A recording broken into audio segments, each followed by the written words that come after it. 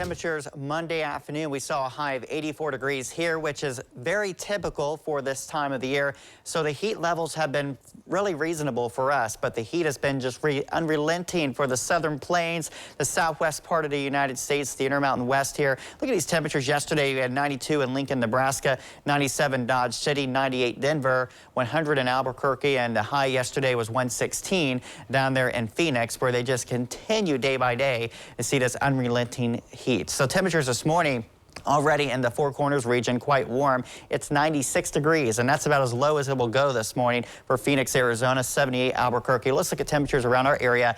Actually not too bad. We're one of the cooler numbers on this whole map outside of Gaylord, Michigan, where it's only in the 50s there. We have 60s here, but then the 70s are pretty dominant, as you can see, across much of the central part of the United States. Locally, 63, as we mentioned, for Lima, 65 Elida. Looking off to the north, we have 63 for Ottawa, 62 in Findlay, and then we have 61 right now in Salina and for the Kenton area. So today's forecast will bring us quiet weather. So yesterday we did see some pop-up showers and storms, mainly to the south, but none of that today. We will be dry. It will be a hazy looking sky, though, because of some northwest winds aloft driving in some more Canadian wildfire smoke. So hazy sunshine for us today, quite warm.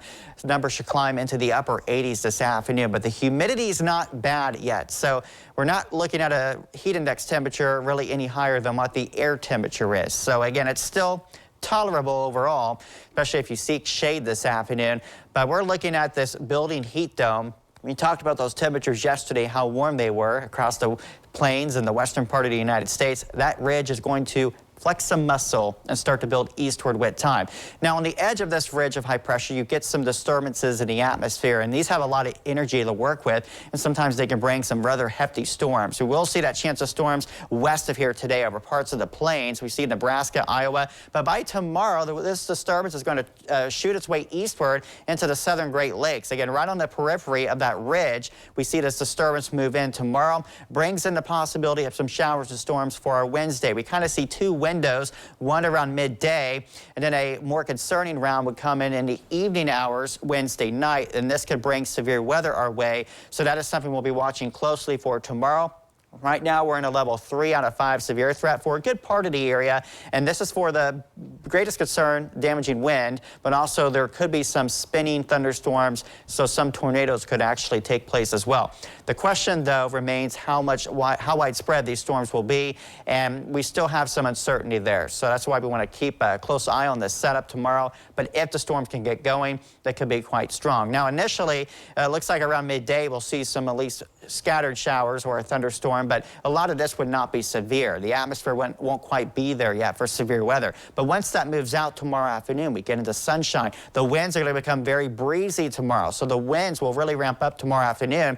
But you notice the direction of the wind out of the southwest. That's bringing in a lot of humidity, so there's going to be a lot of moisture around and unstable air as this system moves in tomorrow night. Again, this could bring some severe weather. This is 10 o'clock Wednesday. So tomorrow evening is the greatest window for severe weather to occur. And then Thursday and Friday were mainly dry as the heat really ramps up. These are heat index temperatures up to 98 Thursday and 101 for Friday. So Friday is going to be the hottest day that we have seen so far this year. Temperature actual high up to 94, but then we'll get back to some thunderstorms Saturday. A cold front's going to move in, and that is going to bring an abrupt end to this heat wave. By Sunday, we're looking at a high of 81 with much lower humidity.